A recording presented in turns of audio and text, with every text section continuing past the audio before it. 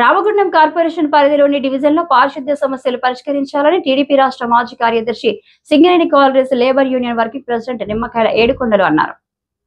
శుక్రవారం గాంధీనగర్లోని టీఎన్టీయూసీ కార్యాలయంలో ఏర్పాటు చేసిన సమావేశంలో ఆయన మాట్లాడుతూ రానున్న వర్షాకాల దృష్ట్యా డివిజన్లో వర్షపు నీరు నిలిచి దోమలు ఈగలు చేరి మలేరియా డెంగ్యూ వ్యాధులు వచ్చే అవకాశాలు ఉంది కనుక తక్షణమే కార్పొరేషన్ అధికారులు స్పందించి ప్రతి డివిజన్లో కూడా నీరు నిల్వ లేకుండా చేయాలని, డివిజన్లో బ్లీచింగ్ పౌడర్ చల్లి పరిశుభ్రంగా ఉంచాలని కోరారు.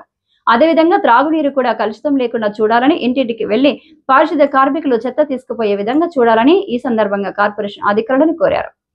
ఈరోజు రామగుండం కార్పొరేషన్ కమిషనర్ గారికి మా తెలుగుదేశం పార్టీ పక్షాన మనవి.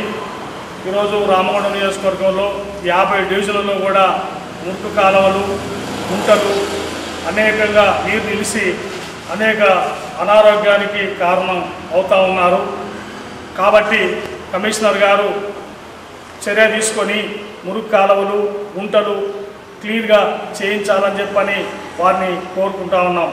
లేని పక్షంలో డెంగీ, మలేరియా, అదేవిధంగా వాంతులు, విరోచనాలు అవే సూచనలు ఉన్నాయి కనుక మీరు తక్షణ చర్య తీసుకొని తగు ఆఫీసులను డివిజన్లో పంపాలని చెప్పని మేము వారికి తెలియజేస్తూ ఉన్నాం.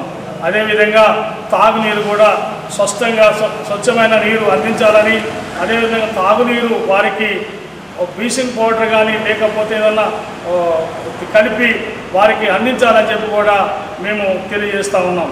అదేవిధంగా ఈ యొక్క ఇళ్ల పంటే ఉండే చెత్త తీసుకుపోయే రిక్షా బండ్లను డైలీ పంపాలని చెప్పి కూడా మేము వారిని కోరుతూ ఉన్నాం. అదేవిధంగా రామగుండం నియోజకవర్గంలో రానున్న కాలంలో వర్షాలు విపరీతంగా ఉండే అవకాశాలు ఉన్నాయి కనుక తక్షణమే ఈ చర్య తీసుకోవాలని చెప్పని మేము రామగుండం తెలుగుదేశం పార్టీ పక్షాన తెలియజేస్తాం. సమావేశంలో టీఎన్టీయూసీ పెద్దపల్లి పార్లమెంట్ అధ్యక్షులు ముదిగంటి దామోదర్ రెడ్డి, నాయకులు పెగడపల్లి రాజనరసు, సొందిల స్వామి, రాజబాబు తదితరులు పాల్గొన్నారు.